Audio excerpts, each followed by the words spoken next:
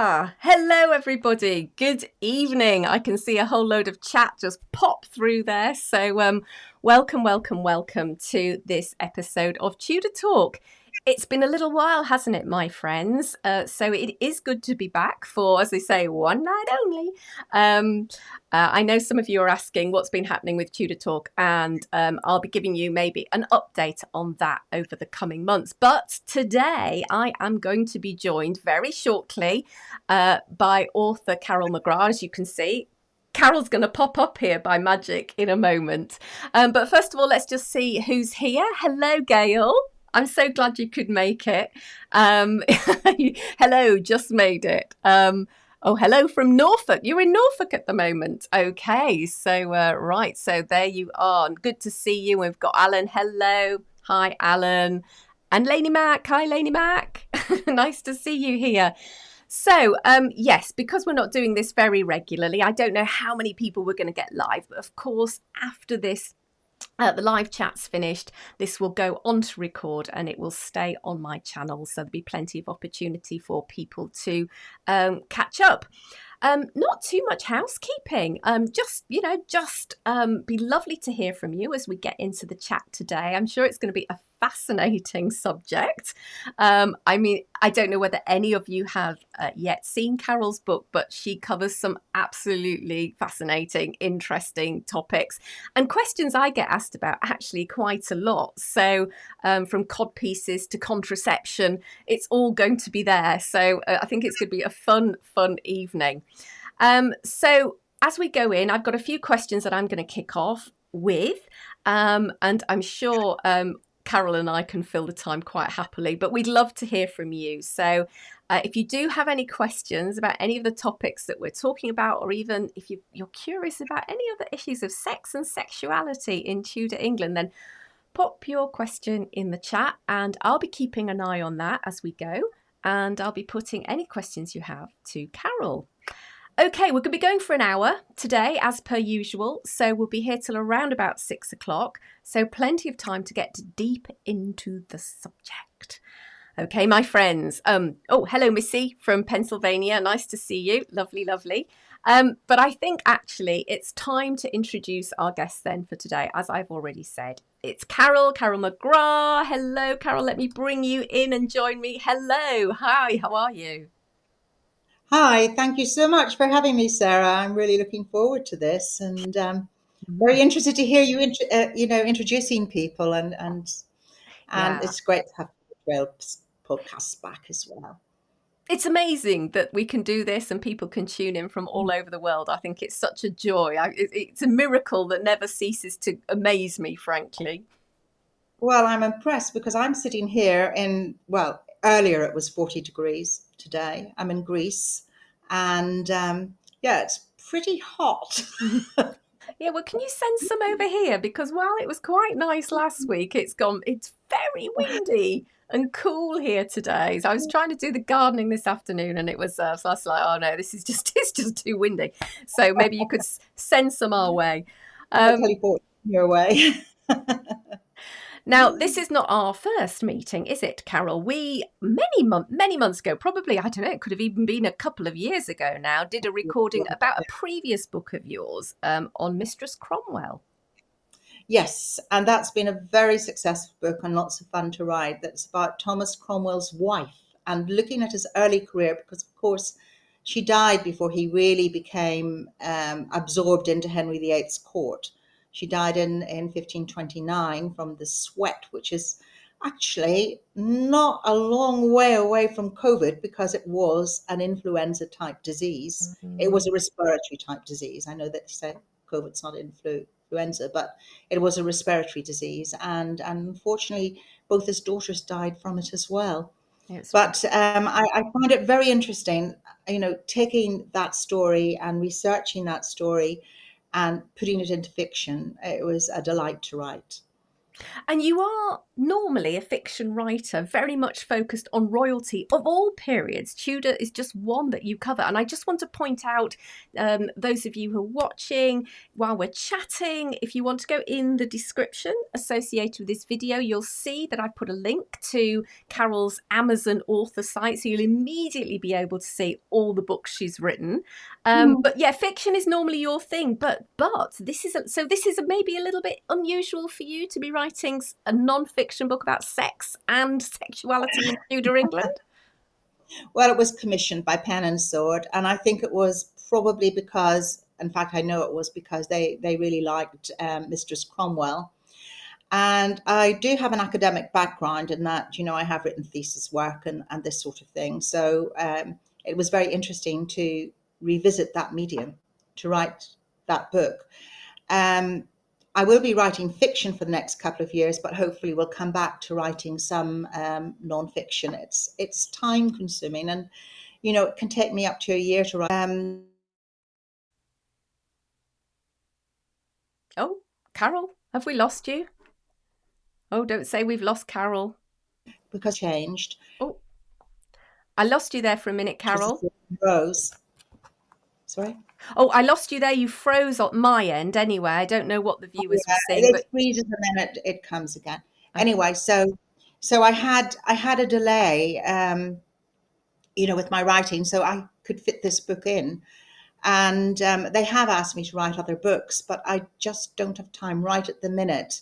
Lovely publisher, but I don't have time right at the minute because I'm contracted by Headline for more fiction. Right. And writing medieval fiction at the moment, but I hope in a couple of years, when I finished a book about Berengaria, Richard I's wife, I hope to be able to write a couple of Tudor books. So, well, maybe we'll touch on what they might be. I don't know whether you're allowed to say. I'm interested in them being. It doesn't mean to say headliner because they do love the medieval stories, but and they've been incredibly successful.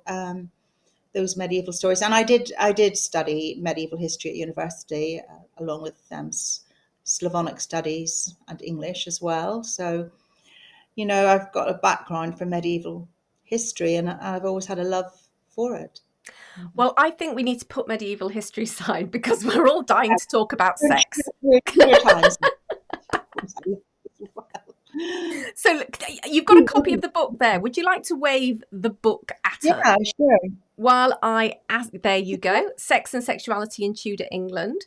And I just wanted to, can you just give us an overview of some of the different topics? Because there are just an amazing array of topics that you've delved into in this book. It seems like a slim book, but there's an awful lot in it. And somebody was looking at it earlier today and they said, well, there's an awful lot, you've got a lot of detail there. So, don't be deceived by the fact it's slim. There's a lot in it. Obviously, I started off with the mores that were around. The interesting point about this Tudor period is that it's a period of transition. It's coming into the Renaissance and Renaissance thought and humanist thought, where man was placed central. So you're looking at things changing from the medieval period into the early modern period. And that fascinated me. And that was one thing that drew me to writing this book. And it's also why this book focuses on the period to about, I would say, 1550. Mm-hmm. Somebody else has done a book about Elizabethan sex and sexuality. Anyway, I start off with the church and how the church had a dual attitude towards women, because on the one hand they were Eves, and on the other hand they were to be admired as like the Madonna, the mother. And the official view from the church was that sex was for procreation, it was within marriage. So I have to start with the mores, and there's quite a little bit, with that background to it. Mm-hmm. The Reformation was the other big change during this period. Although, as we all know, Henry VIII was really Catholic. He just made himself head of the church. But one important thing was Bibles were put into every church in England, in English, in the vernacular. So I also explore medical practices and the beliefs at the time associated with childbirth and contraception. I found that an interesting topic. Then I also just I find courtly love. I loved researching courtly love because my literature background. I've always loved the poems of, say, Sir Thomas Wyatt, and of course, courtly love had a revival during the Tudor period. They took from the chivalric code the entire notion of an honourable gentleman, and that ties up with humanism because they wanted, humanists wanted to be honourable gentlemen as well. Henry VIII considered himself an honourable gentleman. He thought he'd got lots of chivalric qualities and characteristics like chasing honour and romance and fame, and he absolutely loved tournaments.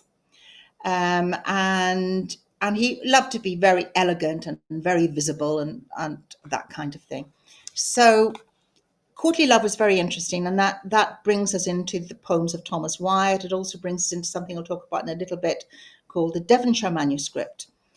And humanism, I look at that, and Renaissance thoughts, because, for example, with Renaissance thought, with humanism, you had more education for women, albeit women from the nobility, but also merchants' wives, because you're getting a middle class during this early Tudor era. It's beginning to rise, a rising middle class. I mean, think about Thomas Cromwell. He actually didn't come from poverty. He came from a middle class background. So, and merchants, of course. So they wanted their wives and their daughters to be able to read and write and, keep books. So I look at marriage rights for the nobility, for example, proxy marriage and what that meant. And there are a couple of very interesting stories around that too. I look at handfasted marriage because that was still very legal then. And a lot of villages you would have had handfasting. They may have followed it with something, more religious, a priest's blessing and that kind of thing. But they only had to have, for a handfasted marriage, they only had to have witnesses. And for the women, it was very important that they did have witnesses, as you mentioned. Well, we'll come back to some of these, won't we? Some of these topics and talk about them in more detail. Yeah, and I look at agreements that are, are made between families during the courtship period and just prior to betrothal. I look at betrothal ceremonies and betrothal, and that's interesting too, because after betrothal, they could have sex, and it's the sex that made the marriage the marriage. It wasn't a marriage unless there was sex involved in it. So they had to consummate the marriage. I look at methods then to prove virginity and how to fake it. I want to hear more about that, but maybe we should just come back to that. Yes, definitely. Okay, I'll cut back in the explanations, and you can ask me the ones that you're the audience. Exactly. Yes, it's exactly, folks. Contraception, attracting the opposite sex, how you go about that, and hygiene and so on, and dressing to impress, dance and music, poetry again, and Anne Boleyn. You can't not have Anne Boleyn in a book about Tudor sex if you're going to do anything to do with the court. And I tried to come at it a little bit from a different angle, the Anne Boleyn angle. I focused very much on the love letters and very much on her downfall. Right. And a little bit about theories to do with Henry VIII, sexuality, but that's going to be. I'm going to have, if you want that, I'm going to have to read a little bit about that from the book because it's a complex theory. Brothels and illicit sex, aphrodisiacs, art and sex, villages and the traditions, when people had a little bit more freedom, like May Days and that kind of thing. And of course, I haven't forgotten naughty vocabulary. Yes. Because Tudors have a large range of naughty vocabulary. You have got to teach us a few words at the end. Yeah.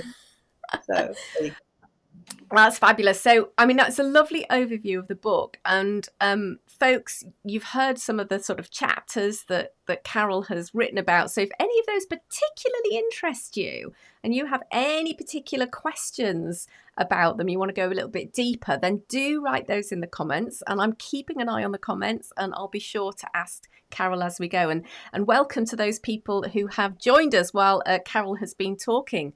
So we've got Maria over in Arizona, and Natalie's joined us in Florida. I've got relatives in Arizona. I've got my cousins own Shamrock Foods in Arizona, so I've been Oh, there a few times, and to Phoenix, it's lovely. well, there you go. There you go.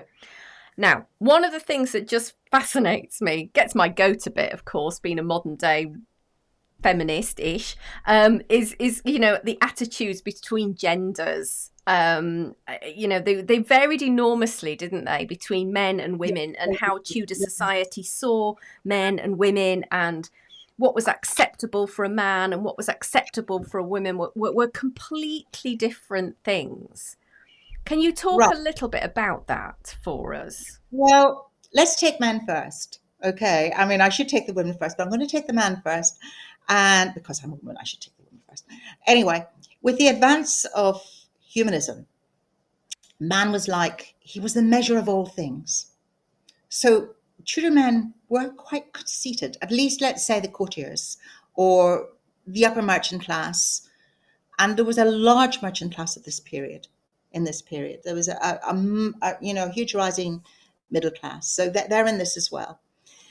They would educate their daughters, but they were still very, very devoted to Christianity. And, there were strong Catholic families as well. A typical man, therefore, still believed the temptress Eve remained the mother of sin. And I think that was true of, during the Protestant period, especially during the Puritan period of the next century. They still had that kind of thought. In fact, a typical humanist thinking man would believe it very important to go into the afterlife with a perfect mind and his and body, and he would have attained a lot of education. So that's one aspect of man. He would believe that the only way to control a woman's desires was through marriage. But then on the other hand, he was free to have sex because it was believed, outside of marriage, because it was believed that sex made a man stronger. It, kept his sperm going. So, you've got Henry VIII having affairs, and Catherine not minding because that was accepted. And, if she did mind, she wasn't going to say, was she? But she couldn't have an affair because basically that would put any children that she'd have into question, the parentage of the father of the child. So sex was good for a man, but an abstinence was bad for him. So, he would visit the brothel. He might respect her too because of the importance of the virgin. So he would, maybe be protective towards her, possibly. He expected her to procreate, though. There was a great expectation of that, especially sons. And that goes far down through society. They wanted the sons. Like you think about peasants, they want the sons because they'll work on the farm or they'll work. So, and not that women didn't, but, they wanted the sons. So sexual relationships with the wife were for procreating. The admiration for the lady in the upper classes, courtly love, and they could be very vain, and they liked their cod pieces, and they liked their calves, to be on display. So they had these sort of like gowns that they'd wear that, reached mid-thigh and could be, Mm. or be flung open so that you could see the cod piece. And they would make sure the cod piece was like part of their fashionable attire, and they'd have different ones for different occasions. And they might even have pockets in them. But anyway, that's by the by. Yes, can I just interrupt you though, Carol? Because you had a lovely article written about this book in the Daily Mail, and they were also they picked out the codpiece thing and what men kept in their codpieces, and you just mentioned it there, so I couldn't resist asking you to maybe Yes, elaborate further. just in case we don't get back to that, they did have pockets in those cod pieces. I mean, those cod pieces were ornamental, and they sat in the front, of their penises, whatever, their equipment, and basically they could keep money in them. Quite useful if you're visiting a brothel or whatever. You've got your money in your codpiece. Anyway, to be an honourable, virtuous man was pursued throughout Tudor society as they thought it. So they would choose honour, fame, and romance, and it was prevalent in the Guildhall, and it was prevalent in the manors as well. A man would not insult a woman. This is where you've got this duality, and you have got this, well, that they're Eves, but and they sin, and you've got to hold them back and you've got to rein them in. But at the same time, you would not, if you're a man, you would not offend a woman's honor. That could have serious consequences. You might seal her favors. You might expect your conjugal rights whenever demanded. You would, in fact. If you demanded conjugal rights, you got them, or you expected to get them. Most men ignored the church attitudes to sex, that it existed only for the purpose of procreation, that marriage was, a concession to human fragility. Yeah. Yet most men saw children as essential and expected them. If you were a peasant or a farmer or a lower class craftsperson, you would expect your wife to cook, brew, manage the hens, work in the dairy, mind the children. What changed? For a long time, that didn't change. You would expect a virgin. Unless, of course, you're marrying a wealthy widow. That's different. Some men, obviously. And there were love matches too. I mean, let's forget, there were love matches. And sometimes they had very unfortunate, outcomes. But you would not want to be cuckolded. That would be terrible. And you expected marriage to govern your wife, and for your wife to be able to govern those below her. In other words, manage the servants. So she had to be strong as well. And of course, you might request a virginity test. You never know. And if you're a woman, a Tudor woman, you would expect the courtship period, you would expect a nice courtship period, and then you would expect repossession of your dowry if there were no children, or your family would. And say the woman died, the family would expect repossession of the dowry if they had no children to inherit. You would not want any rumor, if you're a woman, of sexual relationships or sexual relations during that courtship period. You had to be pure. Tokens, ribbons, you would expect those. Maybe a bitten piece of ginger root. What was that for? What was ginger that for? Love token. I have no idea. Make them hot. Okay, hot ginger, hot and spicy. You expect, well, certainly wasn't to cool them, not ginger. No. You expected the suitor to offer you gifts and persuade you to agreement, even though it's all been agreed beforehand. You go through this game. I mean, Anne Boleyn was brilliant at it, wasn't she? You might blow hot and cold, you see. You expected to be hunted. And you would want witnesses, as I mentioned, if you were handfasted, because the consummation is what made the marriage legal. And you would want to appear a virgin, even if not. The importance of the hymen, it was important. And there were ways in which to make yourself seem a virgin. Come on, tell us what they are. What's that then? There are potions that you could use to put into. I'll have to look that up and see if I can find that. I'll come back to that actually. Okay. I've got to remember what I've written myself. You see, there's so much. Can I just, while you're maybe thinking about that, maybe we've got a few questions coming through. I think, Natalie, maybe your question was answered actually by Carol. So I'm just going to check in on that, because Natalie asked, if Henry was so into courtly love, why did he have so many mistresses while he was married? But I think you were saying it's because it was acceptable, because that's what was supposed to keep him strong. It kept up his virility. It wasn't, it was probably one of the main reasons why he had, he was attracted to women, and he also, he was quite a vain man as well. But, he kept some of those mistresses quite a long time. I mean, he was quite faithful to some of those mistresses, as far as we know.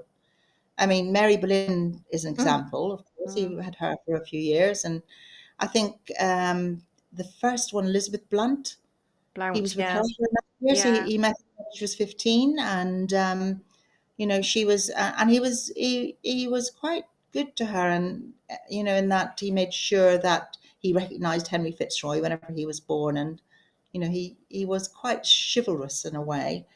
But yes, it was accepted for men to have affairs, to keep Yeah. their sperm strong.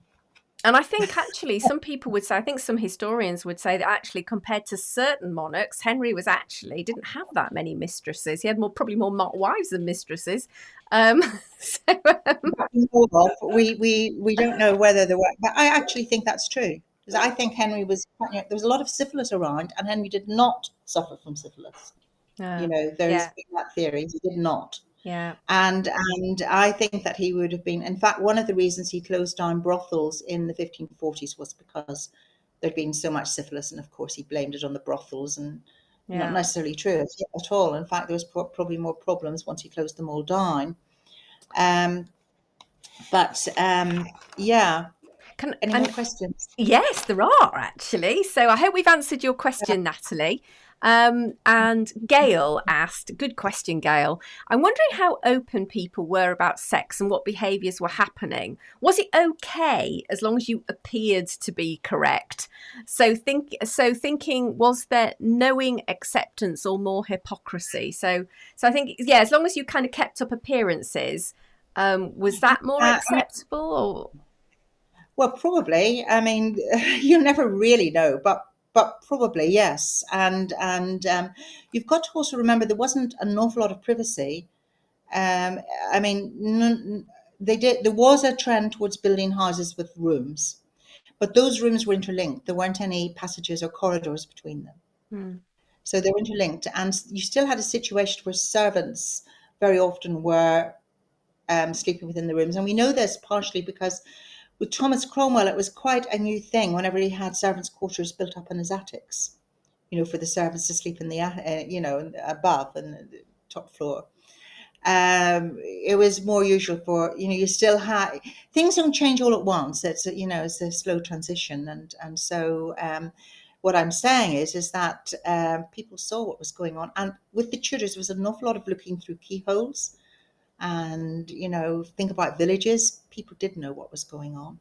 A lot.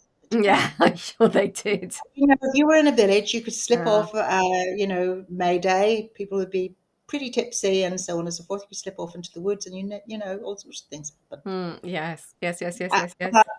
But, when a woman got pregnant, they did push the marriage. And that's why you don't have, a huge number of illegitimate births in the Tudor period in comparison to some other periods in history, because they did tend to marry. Can I go back to talk a little bit about the sort of the whole sequence that leads up to marriage? Because you've used the word hand fasting, there's betrothal ceremonies, you've talked about the fact that marriages were basically legal once they were consummated. Can you just talk a little bit more about what those different things meant, kind of legally, in the church's eyes, in society's eyes? Right, okay, let's see. Well, the first thing with marriage is that they would have you might have a matchmaker, and you might have you'd have a period during which there'd be courtship and during which there would be the exchange of gifts and that sort of thing between them. And they'd be allowed to walk out, but usually there would be a maid or a chaperone, around. Not necessarily always.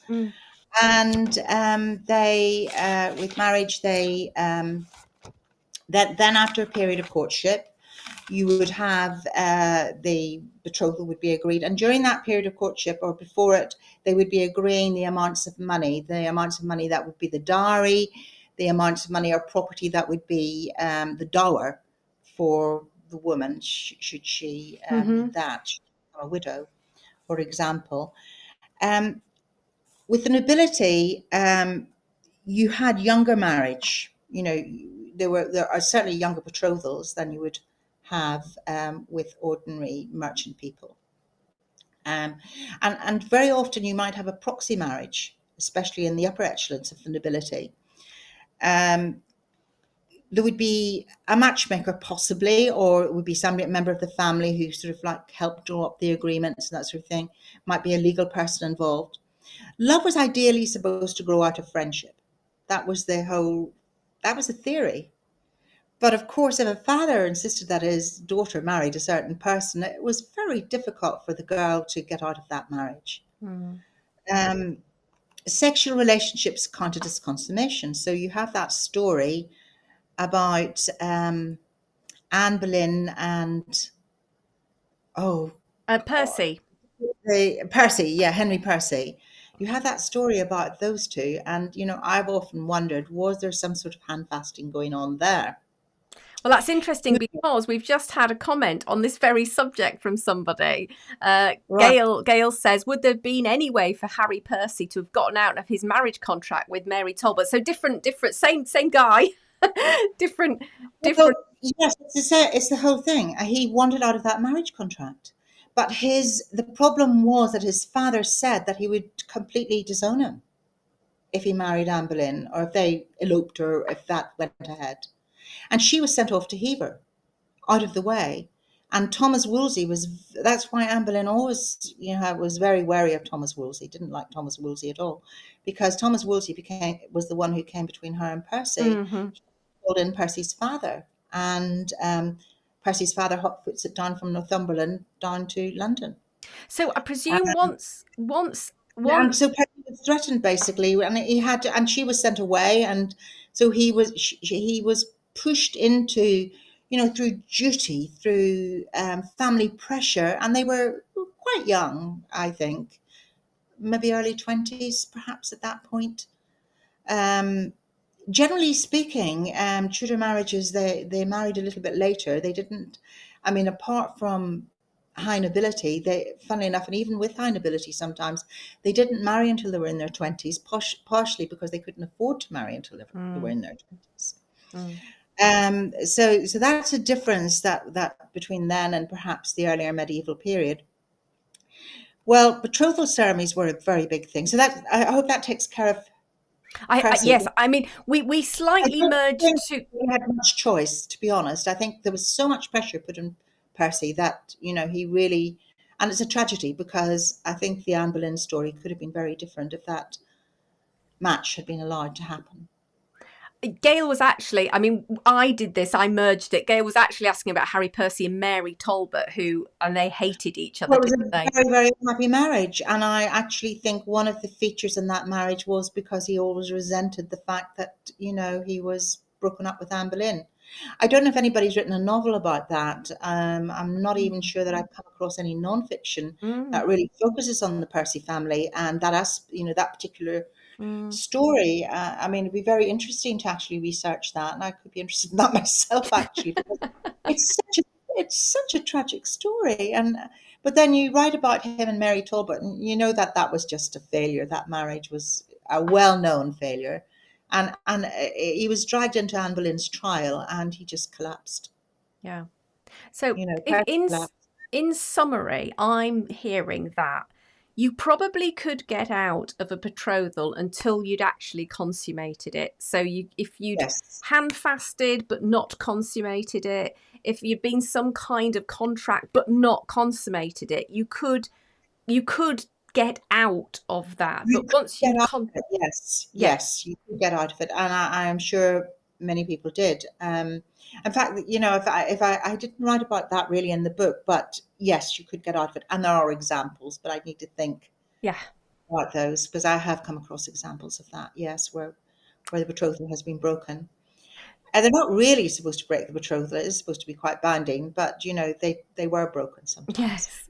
And the ceremony was big, and in fact, here's an interesting thing about betrothal: 30% of brides had children within 8 months of marriage.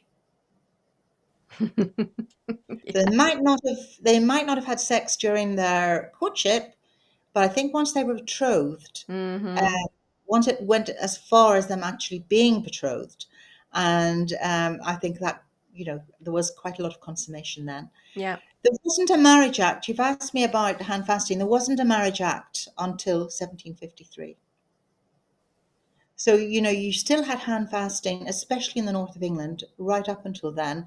But increasingly, it was expected that, there would be a marriage in church. and especially during the Protestant period, once you come into the, the Right. England became Protestant. I Yeah. mean, yes, absolutely. Although there was a Council of Trent round about, well, it was during Henry VIII's reign. I can't remember the exact dates of the Council of Trent. It went on for a few years, and they were encouraging marriage in front of a priest at the Council of Trent. So it was moving in that direction and expected.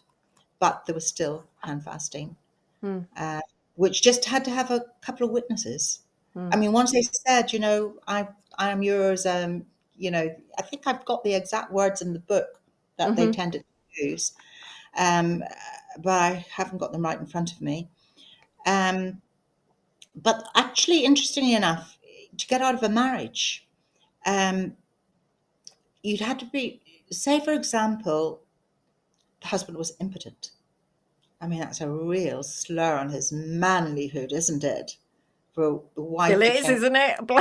Well, there are court cases recorded Yeah. of impotent men being brought to court by their wives. Now, they Oh had to be married no. for 3 years. They had to be married for 3 years. And they, what happened was that, it was a church court, and the church courts tended to go once the Reformation was established, the church court. We're Right. talking about the earlier Tudor period. Mm. And so they'd be dragged in front of a church court, and there would have to be witnesses.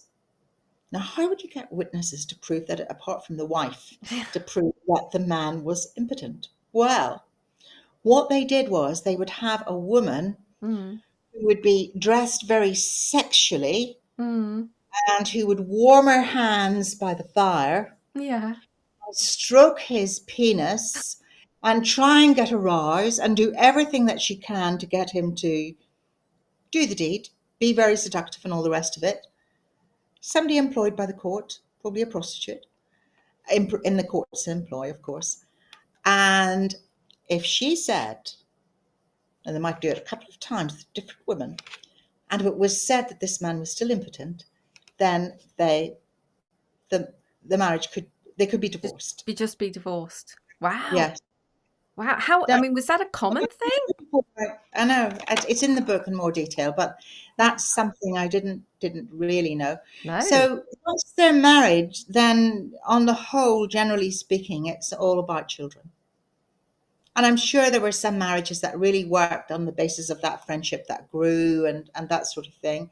But I mean, for example, Catherine Parr, I think her early marriage, her first marriage was fine.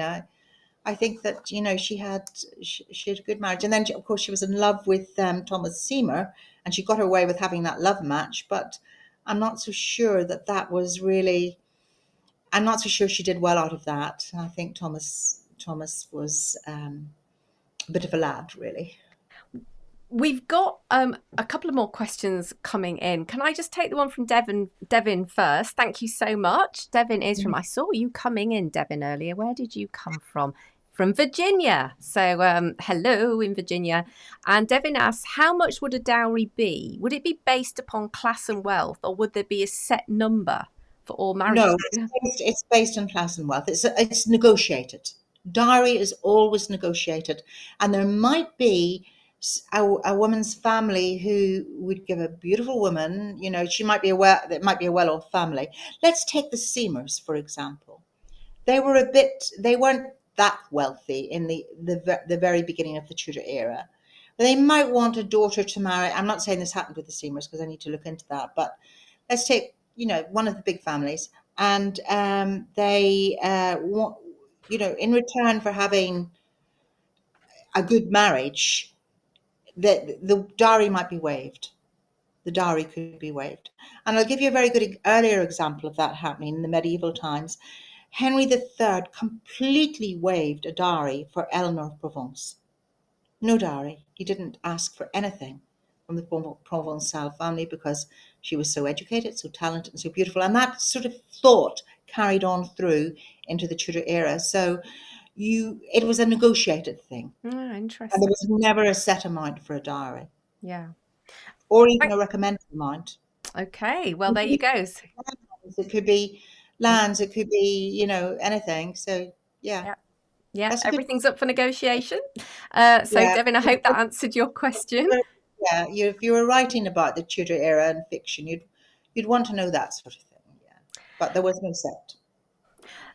I don't know whether you know the answer to this because I know it's not something you probably haven't specifically covered in your book. So, but Laurie's asked, so what are your thoughts on Edward VI supposed marriage to Eleanor Butler? I don't know much about that either. Yeah, yeah. Is there any way? Is there any way it could have actually been proven or disproven? Are you sure you're not talking about Edward IV? Yes, I wondered about that because I thought Eleanor Butler was. The only person that we Yeah. would know about who was sort of definitely considered was Lady Jane Grey. At Yes. one point, considered a match for Edward VI. I think Um, Laurie, you might be talking about Edward IV and just typed them the wrong way round. I think maybe. yeah, I think it's Edward IV. Edward IV being Henry VIII's grandfather. Yes, I think I don't think there wouldn't have been any consummation with that relationship. The legalities of that would have been that they were betrothed and so on and so forth. It's not entirely my period, but I don't believe that there was we would never know Yeah. whether there had been sexual relations between Eleanor Butler and Edward IV. He was obviously a very handsome man and liked women. And of course, if they had been betrothed, there is a slight possibility that, there may have been. I mean, with, for example, Henry VII and who was Elizabeth, whom he married, the Yorkist Elizabeth. Yeah, Elizabeth. The thing about that is that it's very possible that there had been a consummation before the actual marriage. Mm. Well, I think that she was in Margaret Beaufort's house, and I think that they were, certainly visiting each other and certainly stuff going on. It is very, very possible that marriage was definitely going to go ahead. There was no two ways about it. Yeah. There was possibility of consummation. Yes. And Laurie has said yes. Sorry, Edward IV. I don't know, Laurie, about Edward IV, and I think it would be one of those situations where we'll never know. I mean, they were all around court. It was going to be a very good marriage, so it's. I mean, it was still during that. It was still during the Cousins' War, of course. So he wouldn't have been around court, but yes, it's possible, but it's unlikely that there was consummation with that one. Well, speaking of consummation and another C, conception, I'm really fascinated if we could just spend a couple of minutes perhaps, because can you believe it? We're up to 5:45 already. We haven't covered anything. We haven't covered aphrodisiacs or anything like that. I know. This is what happens. Time just flies by. It's just incredible. As to, how you catch a... I know, well, we will get to that because I've asked Carol to tell me how I can marry a wealthy man if I was a Tudor woman. So stay tuned for that. I want to ask you this one question about how did women try and prevent conception, and then perhaps we can talk a little bit about my 7 steps to marrying a wealthy man. Right. Well, they did have the Venus glove. Now, that's the man's responsibility is the Venus glove. And the Venus glove was actually invented really originally as a kind of sheath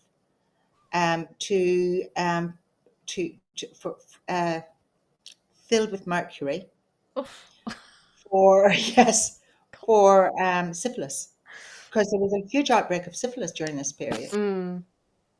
And so there was that.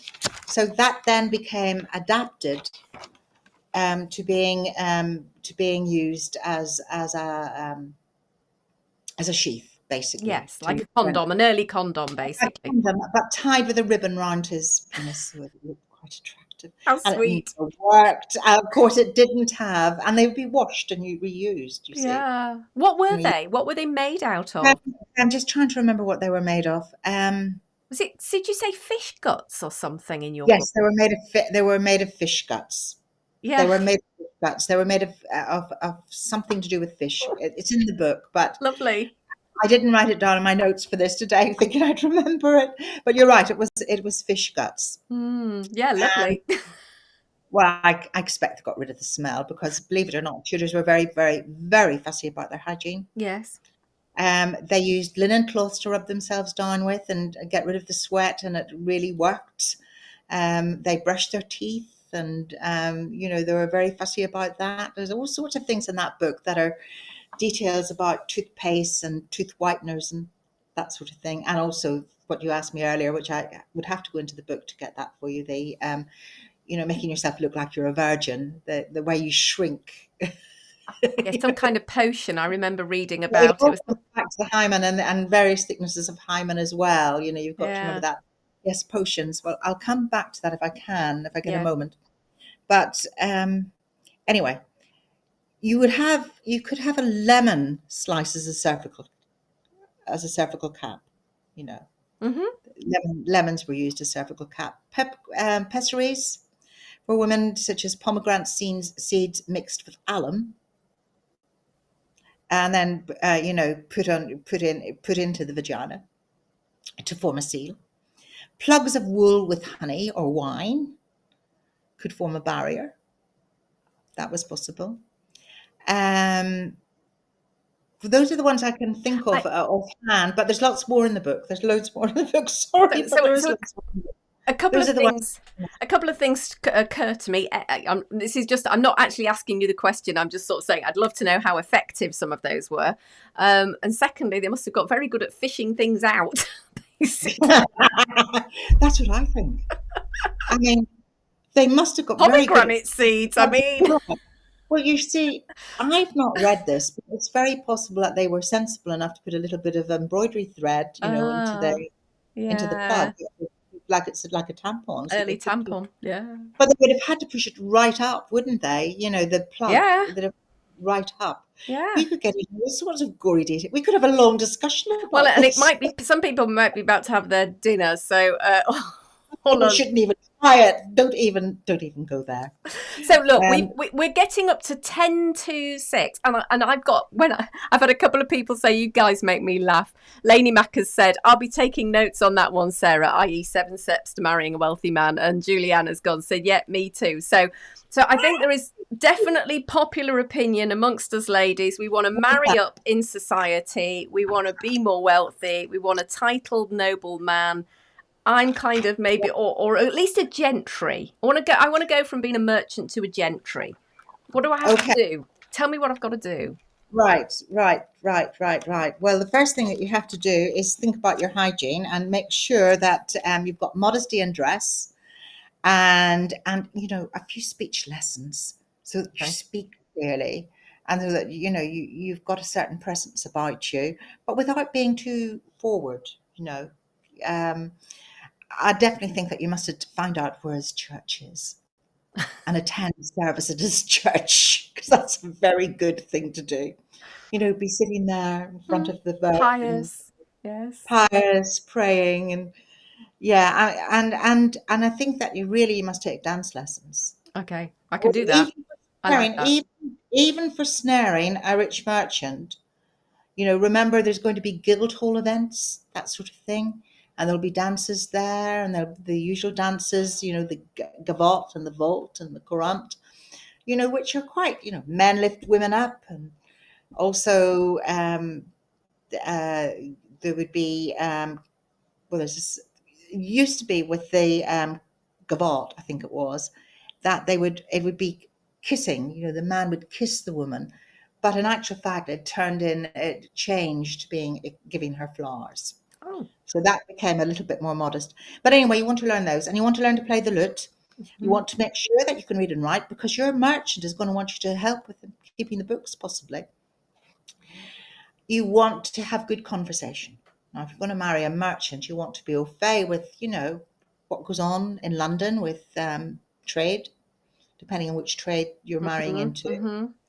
If you're marrying somebody further up, you certainly want to know about wit and how to flatter.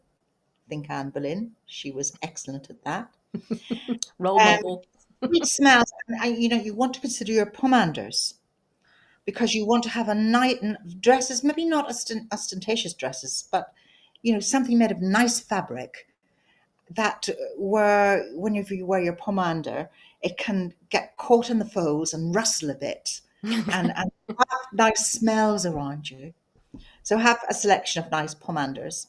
I hope you're taking this all in, everybody. Are you making notes? I hope. Well, you can translate it into modern day. So pomander, nice perfumes. Perfume that is your signature perfume. Mm-hmm. Manage a household. Be very aware of this if you want a wealthy husband, because after all, he might boss you around, but you've got to boss everybody else around. Allow a discreet amount of hair to appear underneath wear a French hood. Anne Boleyn set that fashion. I think it was around anyway. But, if we're going out to Guildhall events, you want a nice little French hood, but you want a nice little bit of hair to show. And if you're blonde, so much the better. But in the book, there are recipes that they used for making their hair fairer and blonder. It's there, really. Actually, we're quite a bit worrying, some of them, some of the ingredients they have in them. But Really? What did they put in? You wondered if the contraception would work. I don't think these things would have been used if they didn't work enough. And on the other hand, there were brides who were pregnant before they were actually married because they were having babies at 8 months, weren't they? So, they weren't using contraception, presumably. But I would say the women who would be very good at using contraception would be in the stews, the stews. That's the brothels. Anyway, you need to be very aware of social mores because, moderation at all time. And actually, there's something else that you could do.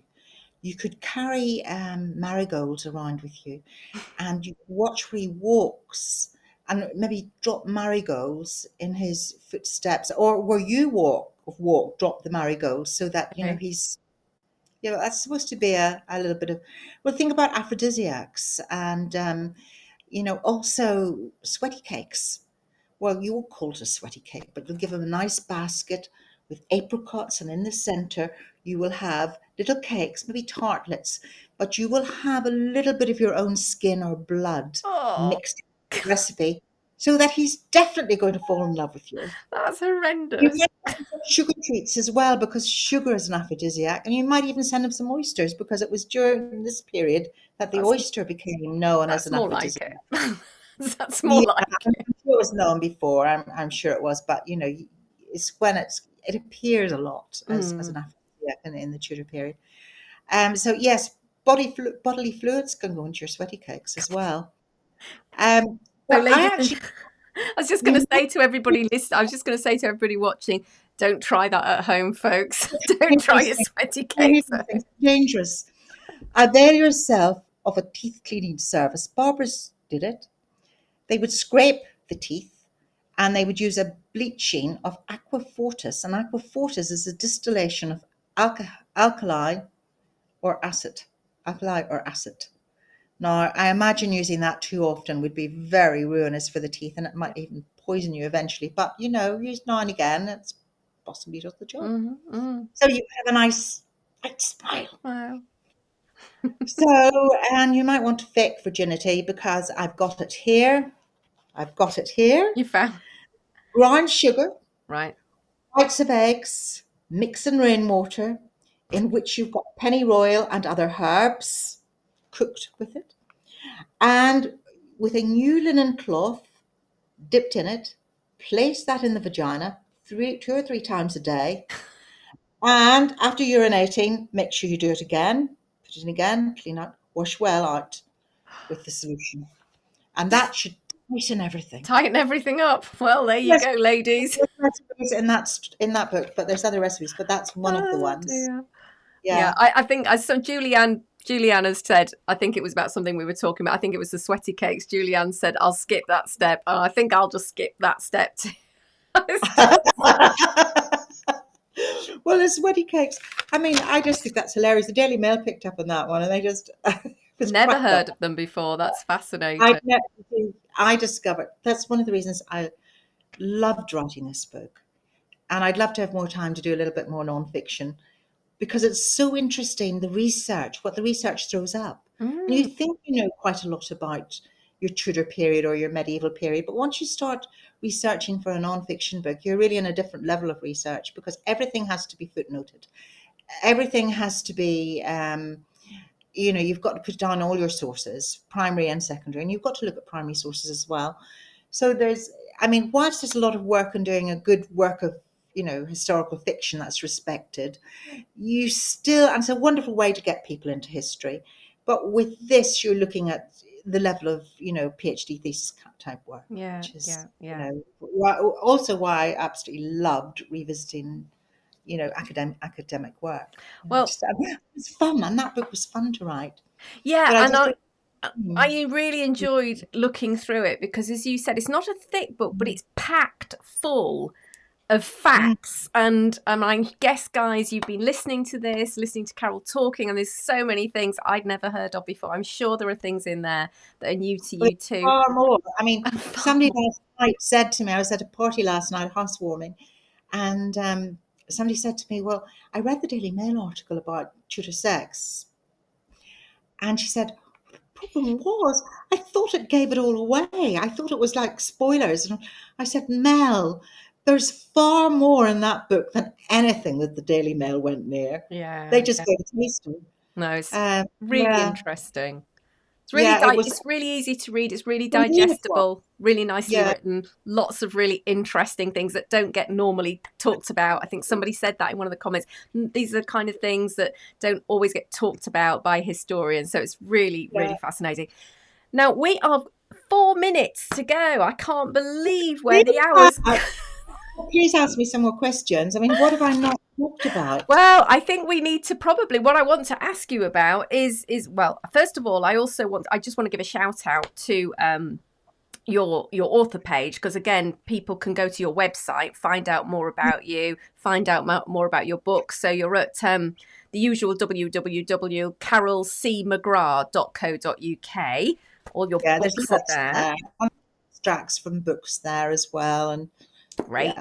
And of course, you can contact me. And if you want to ask me any more questions, go to my website and you can contact me.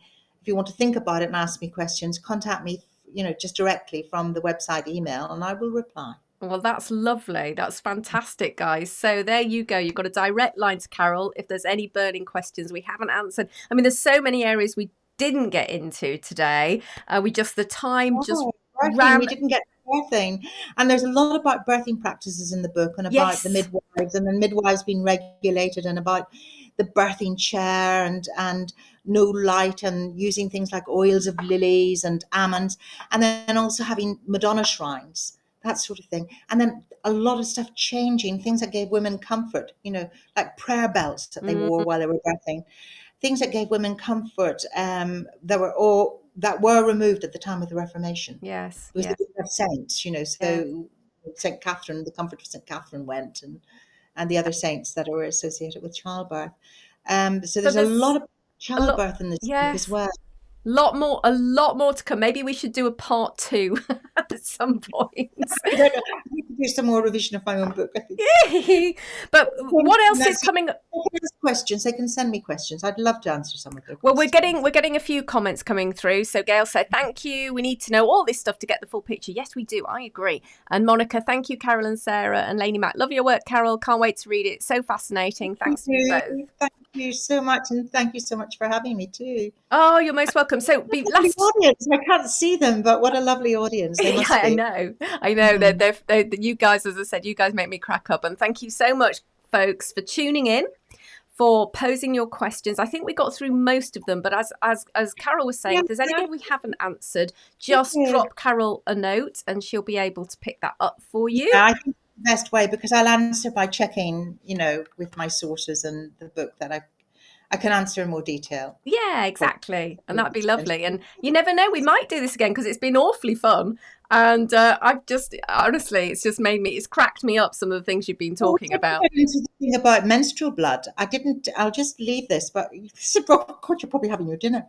But if your menses is heavy, they all believed in Hippocrates, you know, and that whole thing's in the what that meant is in the book. But if your menses was heavy and red, you were chaste. Okay, well, there you are. There you are. And you would hope to be fecund, but yeah, there's a whole lot about the menses. I'll not go into the details. No, yeah, we'll be here for another half an hour. Yes, Good. yes. So I just want to thank you so much. Really appreciate you joining us, Carol. Thank you, thank you, thank you. Just a few closing comments to all you folks out there who are tuning in. As I said at the top of this broadcast, this is kind of for one night only for the time being. I am looking to do more live expert chats, but in a slightly different format, in a slightly different way. And that's part of a much bigger project that I'm working on at the moment that some of you may or may not be aware of, but there'll be much, much more coming. So if you want to keep in touch with me and find out what I'm doing, what I'm up to, and there is always podcasts, videos, blogs, all sorts going on, then I highly recommend that you head over to my website, which is www.thetudortravelguide.com. And actually, if you wanted to subscribe directly to my mailing list, it would be the same thing, www.thetudortravelguide.com/free. And that would take you to my subscribe page where you can subscribe to the mailing list. You'd be right up to date with everything that I'm up to. And you would also get a nice gift in return, which is a free digital mini guide called Your Tudor Weekend Away in Kent, where I write about what you might want to do if you visit Kent and you want to see some Tudor themed places. So do make sure that you get connected and also subscribe to this YouTube channel and spread the word. So that would be lovely. Okay, I think I'm done. But as I say, if you keep subscribed, you'll get all the latest from me. So it is time. So I can see the comments have been coming in. Lots of people, thank you. Joined a bit late. Learned a lot. Definitely send me some questions because I'd be very happy. Yeah, absolutely, guys. Right, with that, it's 6:01 and it's time to go. So have a lovely morning, evening, afternoon, wherever you are in the world, and we will see you soon. Okay, bye for now, folks. Bye.